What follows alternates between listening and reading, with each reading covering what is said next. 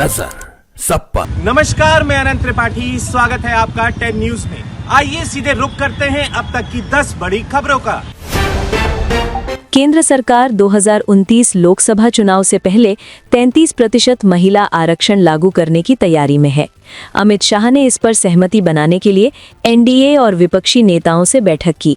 प्रस्ताव के तहत लोकसभा सीटें 543 से बढ़कर 816 हो सकती हैं, जिनमें 273 सीटें महिलाओं के लिए आरक्षित होंगी। ये बदलाव 2023 के कानून में संशोधन से संभव होगा। दिल्ली विधानसभा को बम से उड़ाने की धमकी मिलने से हड़कंप मच गया। स्पीकर विजेंद्र गुप्ता को ईमेल के जरिए धमकी दी गई। इसके बाद सदन की कार्यवाही तुरंत रोक दी गई और पूरे परिसर की तलाशी शुरू की गई। सुरक्षा एजेंसियां हाई अलर्ट पर हैं। साथ ही आसपास के मेट्रो स्टेशनों की भी जांच की जा रही है। गाजियाबाद में जासूसी रैकेट के खुलासे के बाद बड़ा सुरक्षा अलर्ट जारी हुआ है। जांच में सामने आया कि सीसीटीवी कैमरों का लाइव फुटेज पाकिस्तान भेजा जा रहा था। केंद्र सरकार ने देश भर में सीसीटीवी नेटवर्क का ऑडिट शुरू करने का फैसला लिया है। अब 1 अप्रैल से केवल STQC सर्टिफाइड हैकिंग प्रूफ कैमरे ही बाजार में बिकेंगे। आम आदमी पार्टी प्रमुख अरविंद केजरीवाल ने बड़ा दावा करते हुए कहा कि नरेंद्र मोदी 2026 तक प्रधानमंत्री नहीं रह पाएंगे। उन्होंने कहा कि मोदी और अमित शाह का राजनीतिक दौर खत्म होने वाला है और उनकी लोकप्रियता तेजी से गिर रही है। ये बयान विपक्षी नेताओं की मौजूदगी में एक कार्यक्रम के दौरान दिया गया। दक्षिण अमेरिका की कोलंबिया में एयरफोर्स का हरक्यूलिस C-130 विमान टेक ऑफ के दौरान क्रैश हो गया। हादसे में 66 लोगों की मौत और कई घायल हुए हैं। विमान में 100 से ज्यादा सैनिक और क्रू सवार थे। ये दुर्घटना अमेज़न क्षेत्र में रनवे से करीब 1.5 किलोमीटर दूर हुई। अमेरिकी राष्ट्रपति डोनाल्ड ट्रंप ने कहा कि वे मुज्तबा खामेनेई की मौत नहीं चाहते। उन्होंने संकेत दिया कि ईरान में सत्ता परिवर्तन संभव है और इसके लिए बातचीत जारी है। ट्रंप ने दावा किया कि ईरान समझौते के लिए तैयार है और कुछ ही दिनों में डील हो सकती है। पश्चिम एशिया में युद्ध और तेज होता जा रहा है। इस्लामिक रेवोल्यूशनरी गार्ड कॉर्प्स ने ऑपरेशन ट्रू प्रॉमिस का नया चरण शुरू करने का दावा किया है। रिपोर्ट्स के मुताबिक सऊदी अरब और UAE भी इस संघर्ष में शामिल हो सकते हैं, जिससे क्षेत्र में हालात और गंभीर होने की आशंका है। पश्चिम एशिया संकट के बीच अमेरिकी अधिकारी एल्ब्रिज कोलबी आज भारत दौरे पर आएंगे। अमेरिकी राजदूत सर्जियो गौर ने इसकी जानकारी दी। माना जा रहा है कि इस दौरे में भारत अमेरिका व्यापार समझौते और क्षेत्रीय सुरक्षा मुद्दों पर अहम चर्चा हो सकती है। ईरान ने साफ कहा है कि मुआवजा मिलने तक जंग जारी रहेगी। सुप्रीम लीडर मुज्तबा खामेनेई के करीबी सैन्य सलाहकार ने सभी आर्थिक प्रतिबंध हटाने और अमेरिका के हस्तक्षेप न करने की गारंटी की मांग की है।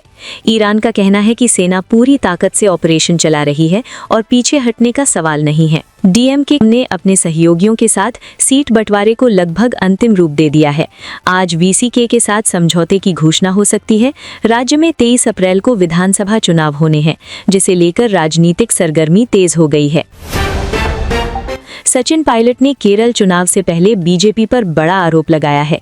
उन्होंने कहा कि भाजपा पिनराई विजयन के नेतृत्व वाली LDF सरकार की वापसी में मदद कर रही है। पायलट ने दावा किया कि आंकड़े बताते हैं कि NDA और LDF के बीच मिलीभगत है। एयर इंडिया समूह आज पश्चिम एशिया के लिए 24 उड़ानें संचालित करेगा। जेद्दा और मस्कट के लिए नियमित सेवाएं जारी हैं, जबकि UAE के लिए विशेष उड़ानें चलाई जा रही हैं। हालांकि सुरक्षा कारणों से कई रूट अब भी निलंबित हैं और हालात सामान्य होने का इंतजार किया जा रहा है। पंजाब में सुसाइड केस में आप के पूर्व मंत्री लालजीत सिंह भुल्लर को पुलिस ने गिरफ्तार कर लिया है। उन्हें मंडी गोविंदगढ़ से पकड़कर अमृतसर लाया गया। वहीं अमित शाह ने मामले में CBI जांच की बात कही है। अरविंद केजरीवाल ने आरोप लगाया कि अन्य मामलों में बीजेपी सरकार दोषियों को बचाती रही है। कोटा में 2 पक्षों के बीच विवाद हिंसक झड़प में बदल गया।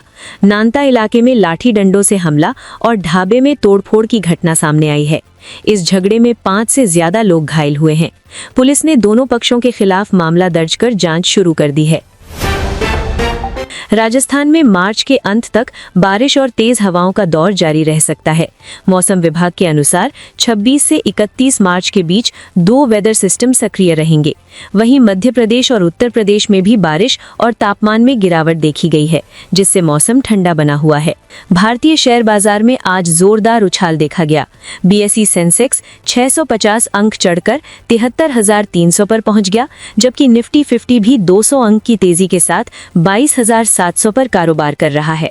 बैंकिंग और ऑटो सेक्टर के शेयरों में सबसे ज्यादा खरीदारी देखने को मिल रही है। Board of control for cricket in India ने साउथ अफ्रीका दौरे के लिए भारतीय महिला टीम घोषित कर दी है। कप्तानी हरमनप्रीत कौर को सौंपी गई है, जबकि उप कप्तान स्मृति मंधाना होंगी। 5 मैचों की T20 सीरीज 17 अप्रैल से शुरू होगी, जिसमें टीम इंडिया मजबूत प्रदर्शन की तैयारी में है। इटली के टेनिस स्टार जैनिस सिन्नर ने इतिहास रचते हुए नोवाक जोकोविच का रिकॉर्ड तोड़ दिया। मियामी ओपन में जीत के साथ सिन्नर लगातार 26 सेट जीतने वाले पहले खिलाड़ी बन गए। इससे पहले जोकोविच के नाम 24 सेट का रिकॉर्ड था, जो उन्होंने 2016 में बनाया था।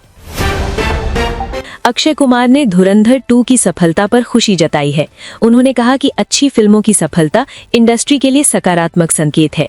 उनकी फिल्म भूत बंगला 10 अप्रैल को रिलीज होगी और वे इसे लेकर उत्साहित हैं। धुरंधर 2 ने बॉक्स ऑफिस पर धमाल मचाते हुए सिर्फ 5 दिनों में 500 करोड़ रुपए का आंकड़ा पार कर लिया है। फिल्म को दर्शकों और समीक्षकों से शानदार प्रतिक्रिया मिल रही है। वहीं उस्ताद भगत सिंह की कमाई उम्मीद के मुताबिक नहीं रही। तो ये थी अब तक की 10 बड़ी खबरें। देश विदेश की और भी ताजा तरीन खबरों के लिए जुड़े रहिए 10 न्यूज के साथ। नजर सब पर। नजर सब पर।